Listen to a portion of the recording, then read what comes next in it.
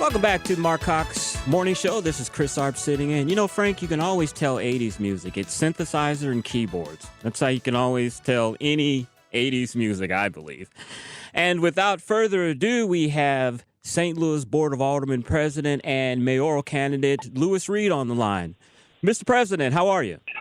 All right. How you doing, Chris? Really good. I appreciate you taking time out of your morning to speak with us, sir. Oh, no problem. Thanks for having me. I really appreciate it. And I agree with you about the 80s music. It is. It's synthesizers and keyboards. That's all it is. Yeah.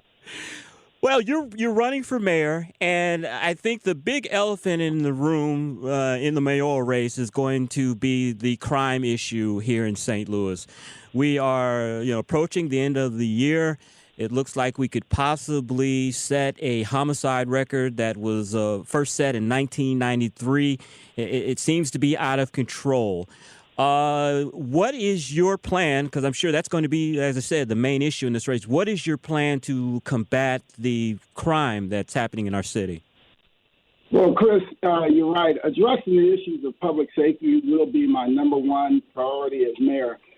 And I'll take personal responsibility for it because enough is enough. We have to get these shooters off the streets. As of yesterday, we have 260 some odd homicides, 25% increase from 2019, and as you just stated, almost at the highest number of homicides since 1993, which was 267. The majority of the victims are black men between 15 and 30 years of age. And families have been just devastated and forever changed. And our kids, our youth that are in schools, it's impacting their learning and their ability to move forward because they're having to live with, these murders that have happened within their own families and friends. So this is why this will be my number one priority, and I will take 100% ownership of it. And I think that is absolutely critical. And then, some of the other things like, one of the things I'm not going to defund the police. I will work to reform the police department and continue to bring criminal justice reform into play. Chris, this past year, I introduced and passed a comprehensive police use of force bill and officer accountability ordinance that is now law. So I will work to make sure that those things are in place also.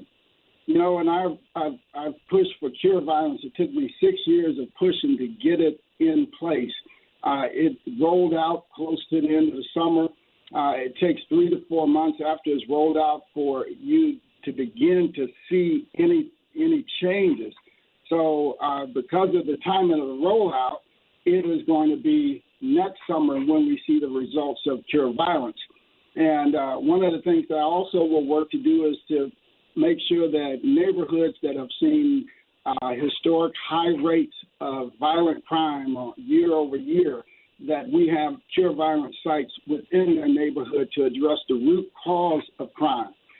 You have to have a response unit in place, a competent, qualified, and capable response unit in place. But you also have to get out in front of it. And begin to address those things that are at the root of crime, and that's part of what I'll be doing also. Before you were on, I had Andrew Jones on, who is a Republican that's running for the mayor of St. Louis. And one of the questions that I addressed to him, that it seems that the circuit attorney, the police chief, and the mayor are not working in concert to help solve this crime problem. I mean, how will you work with the circuit attorney and so you guys can be a partnership to try to lower this crime? Chris, that's a really important aspect to this thing also, and I think you can tell by my political career that I have built those bridges, and worked with people of different views and different goals, right, to bring them together. That's why we were able to pass a comprehensive police use of force bill and accountability ordinance with 100% of the members of the Board of Aldermen supporting it, right? And it took some doing to get everybody on board. to address the issues, whether we're looking at,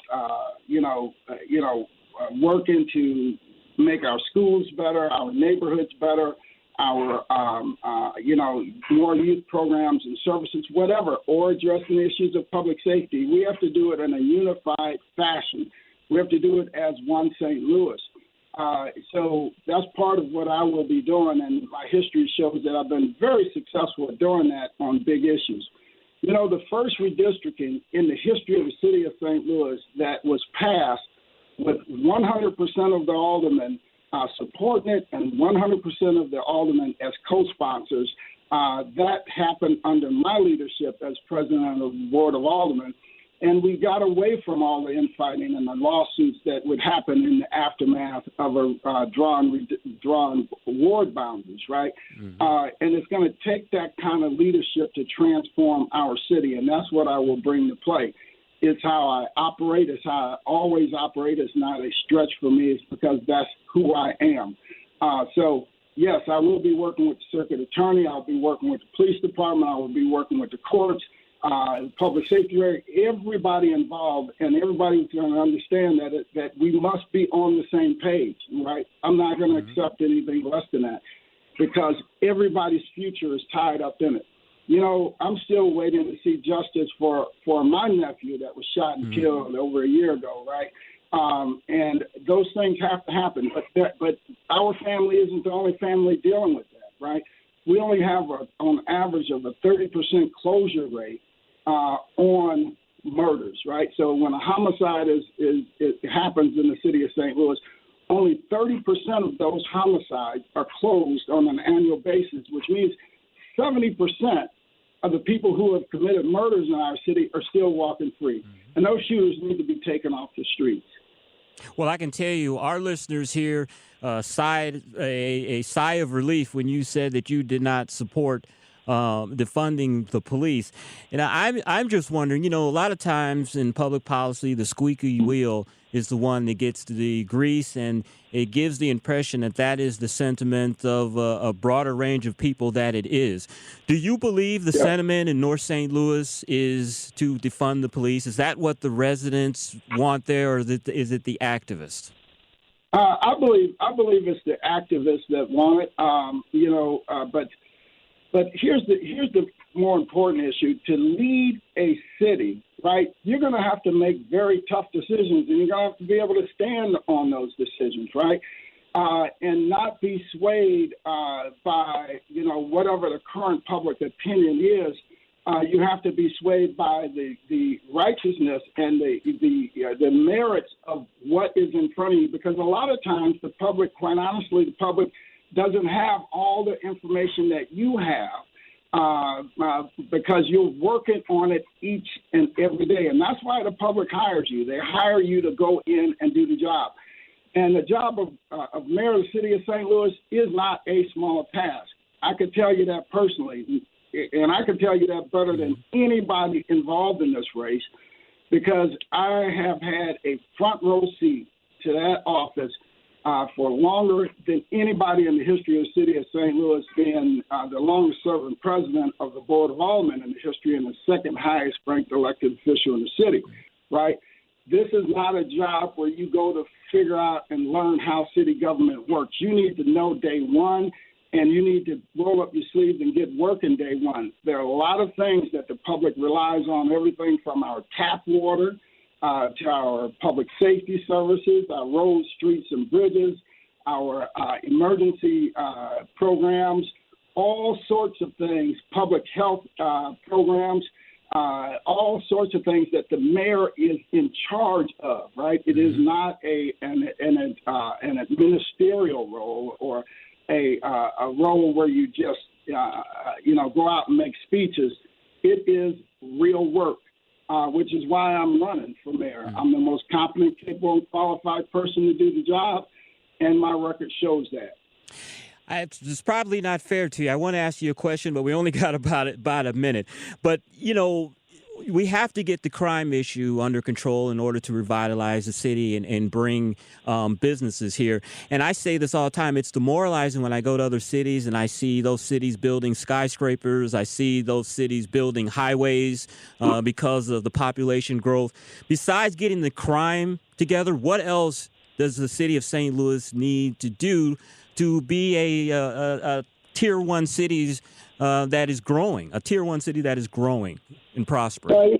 Economic development, right, and economic empowerment also for people who have been, left out of the equation, because that's actually part of addressing the public safety issue also. You have to create jobs and economic opportunity for people, which is why when you take a look at the soccer stadium deal, right, everybody, other than Mr. Jones that just got in the race and some of the other people who may be getting in the race, but of the three top people, being myself, Tashara Jones and Kara Spencer, I think their record shows where they've been on these economic issues. Their record shows that when I was working to get soccer, Major League Soccer in the downtown, they were fighting it. Their record shows that when I saved Scott Trade Center, which made sure that the Blues had a home in the city of St. Louis and brought home the Stanley Cup. Right. They were fighting against it, and Kara Spencer sued over it. Right. But we have to create jobs and economic opportunity for people at the same time. Because if we spend our time managing to the bottom, saying that the city that we see today is all that we ever will be, we're setting an artificial glass ceiling for our city. Excellent. And we're cutting off any future opportunity. When Amazon was looking for a new corporate headquarters across the country, and Amazon said, okay, cities now can put in a bid for us to bring these, hundreds of thousands of jobs to your city, right? Yep.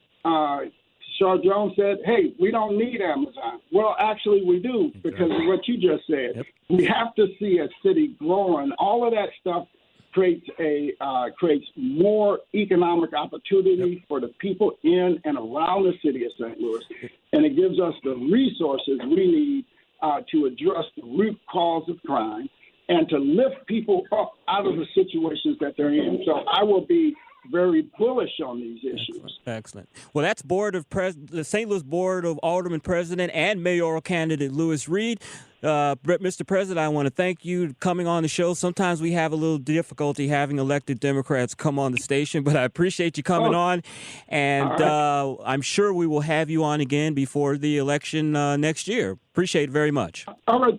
Thank you. And Chris, if people want to reach me, they can go to readforstlouis.com.